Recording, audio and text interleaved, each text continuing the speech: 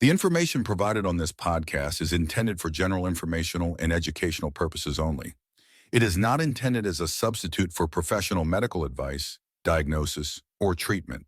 While we discuss topics related to vegan health, diet, and fitness, always consult with a qualified healthcare provider or registered dietitian before making any changes to your diet, fitness routine, or lifestyle, especially if you have existing health conditions.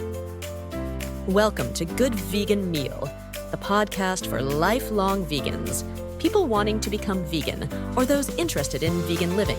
We're here to make your lives better by giving you the information you need to succeed in your compassionate vegan lifestyle.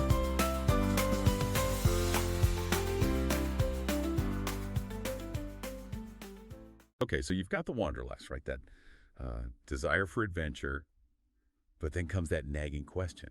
What on earth am I going to eat? Especially if you're living a vegan lifestyle. So many people, I think they just imagine, endless plain salads, missed opportunities when they travel. But what if I told you that traveling as a vegan isn't just possible? It can actually be epic and tasty, as one of our sources puts it. Today, we're taking a deep dive into a whole stack of really inspiring sources.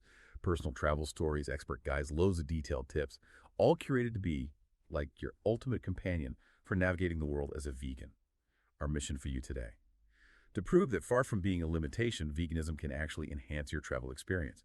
It can open doors to unique food discoveries and, well, real cultural immersion. That's absolutely true. The landscape of vegan travel, it's just transformed dramatically. Our sources, from seasoned travelers like Randy Delano, who actually became vegan during her extensive travels, to Chris from Nomadic Matt, a 15-year vegan, they consistently emphasize that with a little preparation and the right mindset, you can move beyond just surviving. You can genuinely thrive as a vegan on the road. And this deep dive, well, it's going to offer you the practical steps to make that happen, really, no matter where your journey takes you. Right. So let's unpack this idea of thriving. What does that actually look like on the road? Oh, Our sources share some pretty incredible firsthand experiences. Randy Delano, she wrote 25 Tillit for traveling as a vegan. And she was pleasantly surprised at just how easy it has been to keep an animal-friendly diet, even in countries where, people didn't really have a clear definition of veganism. yeah, and Rebecca from Veggies Abroad echoes that. She highlights how she's sampled some of the best vegan food while traveling. And she really emphasizes, seriously, I'm not talking about boring veggies. I'm talking about creamy vegan cheeses, crispy crepes filled with mouth-puckering lemon curds, and the most indulgent confections. Okay, now I'm getting hungry. Exactly. And the data, the information from our sources that really supports this shift, they point to so many cities now that are considered like vegan heavens globally. Berlin, for instance. It's not just the quantity, but sources talk about this incredible innovation in vegan street food there, even turning traditional German dishes plant-based. Wow, really? Yeah, and other standouts: London, Amsterdam, New York City, especially Manhattan, and Brooklyn, Portland, Oregon, San Francisco, Oakland, Tel Aviv in Israel, Prague, Guadalajara in Mexico City, Canggu in Bali, Chiang Mai in Thailand. They're all highlighted for just impressive vegan offerings. So quite a list. It is. Now, some places might still be challenging, sure, like Russia, Norway, Mongolia, or Malta are mentioned. Often it's down to limited fresh produce access. But the consensus seems to be that even the worst-case scenarios are rarely unworkable. It's more about adapting and, finding solutions. Okay, so you're convinced. Vegan travel is doable, maybe even delicious. So let's unpack this. Where do you even begin your planning for a really tasty adventure? Right. The overwhelming message, consistently from all our sources, is that preparation is paramount. You just have to do the homework. So finding information. The number one resource cited again and again is Happy Cow. It's called the go-to, the most essential vegan travel app. Happy Cow. Yeah, it maps vegan and vegan-friendly restaurants, cafes, even places to stay, stores, and it has user reviews, photos, which are super helpful. One traveler, Jane M., she even found vegan restaurants in the weirdest places, including some small towns in rural China using it. Wow, that's pretty specific. It is. And beyond Happy Cow, there are tons of vegan blogs. Veggie Visa, The Nomadic Vegan. They offer not just lists, but really personal recommendations, city guides, sometimes niche tips. And then there's social media and YouTube. People like Oscar and Dan have videos on over 100 countries, apparently. Yeah. Plus, Instagram hashtags like hashtag vegan Prague or hashtag vegan Barcelona can give you hot tips. Right. Tapping into that community. Exactly. Online forums, Facebook groups, even couch surfing are suggested for connecting with local vegans. They can give you the inside scoop on restaurants or grocery stores. That makes sense. But with so many resources, is there maybe a risk of information overload? Like for someone new to this, Oh, how do you God. prioritize it? Or what's a common pitfall? That's a fair point. It's maybe about using the right tool at the right time. So, for example, once you know your destination, a key step is researching local dishes that might be accidentally vegan. Shivya Nath, she's traveled to over 30 countries as a vegan. She highlights knowing about, say, salada de vinete in Romania or gallo pinto in Nicaragua. Ah, so knowing the local names. Precisely. It just makes it easier to scan menus or ask. Which leads to the next big thing, overcoming language barriers. This is crucial. Sources advise learning basic phrases. I am vegan. I do not eat dairy eggs, Mithani. Do you have vegan options? In the local language. Okay, that seems fundamental. It really is, and apps can help. Randy Delano recommends one called V-Cards. It shows a description of veganism in over 100 languages. She said it saved me in Vietnam when the waiter just didn't speak English and had no idea what vegan meant. Wow, a lifesaver indeed. Yeah, and the Vegan Passport app does something similar across maybe 78 or 80 languages. And one really creative tip from Jane M. was using an iPad slideshow. Pictures of animals with red crosses, veggies with green ticks for when language totally fails. Ah, that's brilliant. Visual communication. Totally resourceful. So these language tools bridge a big gap. But beyond communication, what about other logistics, like traveling with non-vegan friends or dealing with airlines? Good questions. So if you're traveling with others, the Food Empowerment Project suggests just, informing your companions about your diet beforehand. Manage expectations. For flights, definitely request a vegan meal. The code is usually VGML when you book. And confirm it maybe the day before. Right, double check. Yeah. And if options aren't great, or you just want backups, pack your own food. Most solid things are fine with security, TSA friendly, but watch out for liquids like big jars of nut butter. Things like instant oatmeal or noodles are super convenient. Just need hot water from the flight attendant. Smart. And speaking of packing food. Oh, yeah. Snacks. Our sources call them lifesavers. Absolutely pack non-perishable, nutrient-dense stuff. Protein bars, nuts, dried fruit, granola, instant oatmeal for long journeys or just when that hangar hits. Definitely been there. We all have. Wow. One traveler packed, get this, 30 power bars for a trip to Russia and nearly 100 granola bars for the Camino Trail. Whoa. That's serious commitment to snacking. It is, but probably necessary sometimes. Also, don't forget your vitamins and supplements, especially B12 and maybe DHAP. Sources say they can be impossible to find in most countries. Okay, important note. Yeah. And maybe pack some comfort seasonings, like hot sauce or nutritional yeast, just to jazz up simple meals if you need to. Plus, cruelty-free personal care products. Finding those abroad can be tricky. Leaping Bunny is a good resource for international searches. And lastly, don't overlook practical things like comfortable vegan shoes and zero-waste items, reusable water bottle, cutlery set, that kind of thing. Okay, that's a really thorough packing list. Now, as interesting as the planning is, the real test comes when you actually arrive, right? So how do our sources guide us through finding and ordering amazing vegan food on the ground, whether you're in a big city or, I don't know, a tiny village? Right, boots on the ground. Well, Happy Cow remains invaluable once you're there. And here's a game-changer tip someone shared.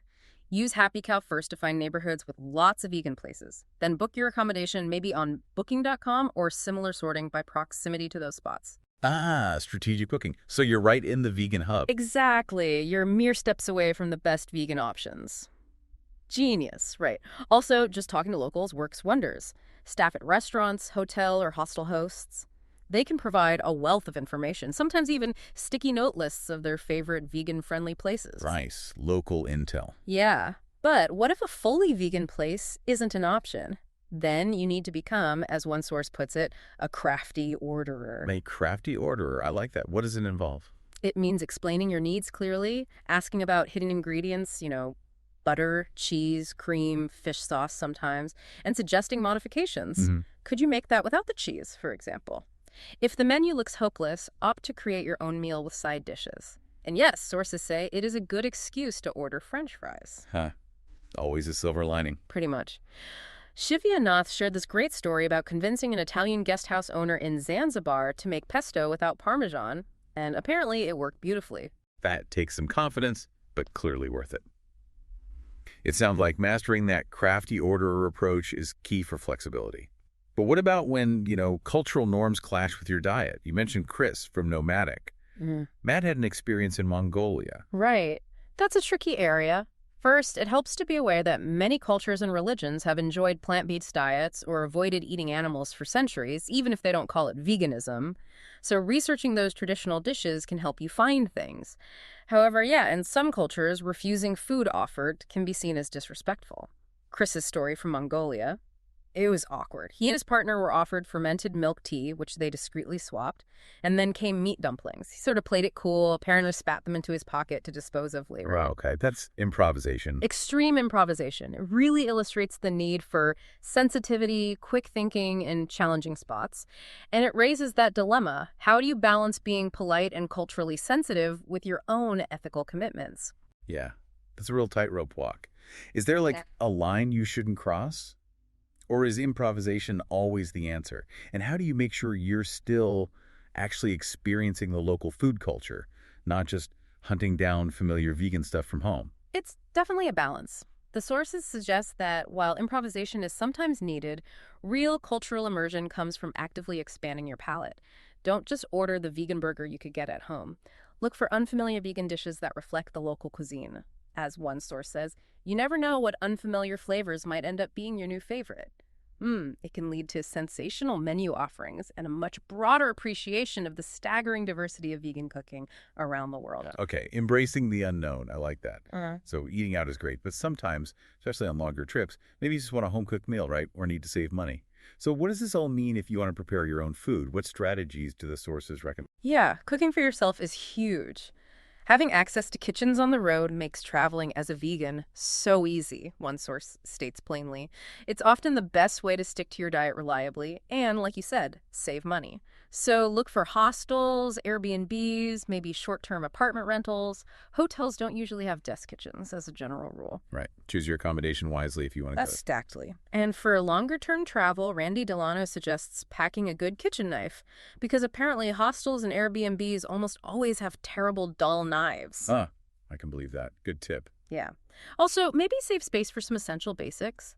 Spices, a small bottle of oil, maybe some grains, nutritional yeast, because buying those small quantities everywhere can get expensive. And Shivyanath raves about her portable USB chargeable Vitamer travel blender. Lets her make smoothies anywhere. Ooh, a travel blender. Yes. Next level. Pretty dedicated.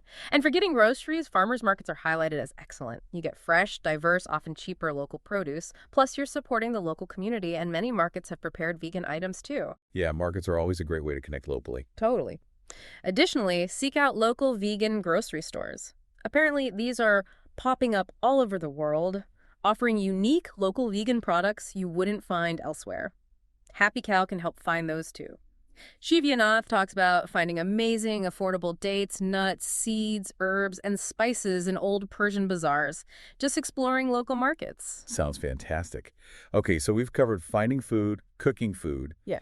But travel is more than just eating, right? It's the whole experience. Yeah. How do you stay centered, maybe fit, and align the entire trip with vegan values beyond just what's on your plate? Great point. Well, for staying active and centered, taking a workout or yoga class on the road is suggested. Good way to stay fit and also meet locals. And if you really want to focus on fitness, actual vegan fitness vacations exist. You can filter for vegan options on sites like Book Yoga Retreats. Okay, so you can combine passions. What about other specialized vegan travel? Loads of options are emerging. Staying in vegan hotels or hostels is described as such a treat. Imagine just rolling out of bed straight into a plate of vegan pancakes, French toast, or croissant. Veggie Hotels is a resource mentioned for finding these places. A fully vegan hotel?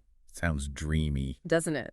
Then there are vegan culinary trips. Sites like Book Culinary Vacations offer classes, maybe vegan cooking, raw food, even things like olive oil production focused on vegan aspects. And for a completely curated experience, there are companies running totally vegan tours. World Vegan Travel is mentioned. They organize all-inclusive deluxe group trips just for vegans. All-inclusive vegan tours. Wow. Yeah, offering 100% plant-based meals without the usual hassle and uncertainty, plus cruelty-free activities, vetted animal sanctuary visits, often with vegan influencers along for the ride. And the destinations sound amazing. Croatia, Botswana, Vietnam, Japan, Tuscany, even Mount Kilimanjaro and the Galapagos. Okay, that really shatters the myth of limitation. Botswana, Kilimanjaro as a vegan tour. That's impressive.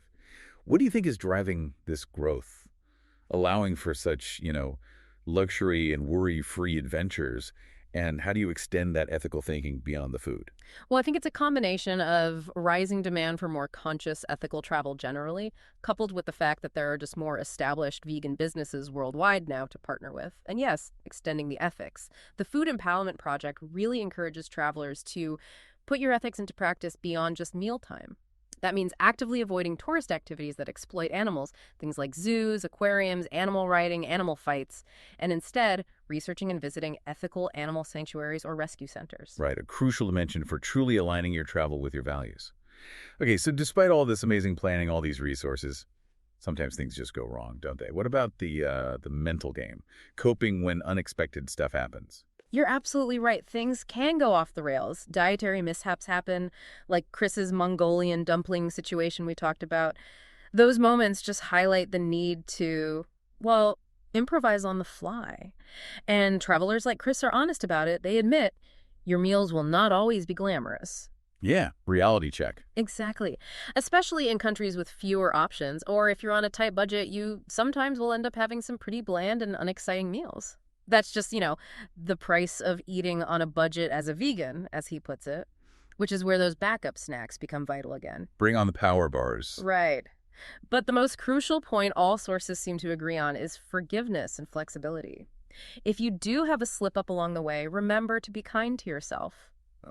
Veganism, they stress, is about doing our best, not achieving some kind of unobtainable perfection. That's such an important message. Be kind to yourself. Yeah. Mama says advises not to lose sleep over it if a tiny bit of non-vegan food is accidentally consumed. The goal is to live and feel better, not stress you out over being perfect. That idea of self-compassion. Yeah. Often overlooked, but so key. And finally, beyond just navigating the challenges, our sources hint at an opportunity to actually become a kind of ambassador for veganism while traveling. Absolutely. That came through quite strongly. Shivya Nath, again, she shared how her respectful way of explaining her diet actually led a B&B host to create a full vegan breakfast menu for future guests. And another host she stayed with apparently ended up transitioning to a plant-based diet themselves after their conversations. Wow, really? Ripple effects. Yeah. Her advice is to plant the seed of veganism by encouraging people to decide for themselves, rather than forcing my choices on them. It's more about leading by positive example, opening minds gently, rather than, lecturing people. That's a powerful approach. So we've taken this deep dive into the world of vegan travel. We're armed with strategies for finding delicious food, packing smart, embracing new cultures. And the consistent message from all these sources seems crystal clear. Vegan travel isn't just feasible anymore. It's genuinely an opportunity for incredibly rich, authentic experiences. It's a challenge, maybe, but one that opens new doors, expands your palate, and connects you with this amazing global community. Totally. The sheer diversity of options available now is incredible. From those dedicated luxury tours we talked about to simple, resourceful apps connecting you with local markets and hidden gems, it really means the world is more accessible than ever for compassionate travel. Which brings us to, I think, an important question for you, the listener. Given how much easier and more fulfilling vegan travel has clearly become, what destination that you perhaps once thought was impossible for a vegan traveler is now calling your name? What new culinary adventure are you ready to embark on? Something to think about. So go forth, explore, and let your vegan journey be as vibrant and fulfilling as you always dreamed it could be. Thanks so much for tuning in to today's episode of Good Vegan Meal. If you loved what you heard and you're hungry for more, head over to our link tree at linktr.ee/goodveganmeal. There you can grab our free PDF 30 high-protein vegan 5-minute meals packed with quick recipes and full nutritional stats for every meal. Perfect for busy days and plant-powered gains. And if you're ready to take your vegan cooking game to the next level, check out our cookbook's 125-minute vegan meals for kids' lunches, a school lunchbox lifesaver, 185-minute vegan meals, and 7 weeks of high-protein meals with meal planning made simple with grocery lists for each week. Grab your goodies at linktr.ee/goodveganmeal, and we'll see you in the next episode.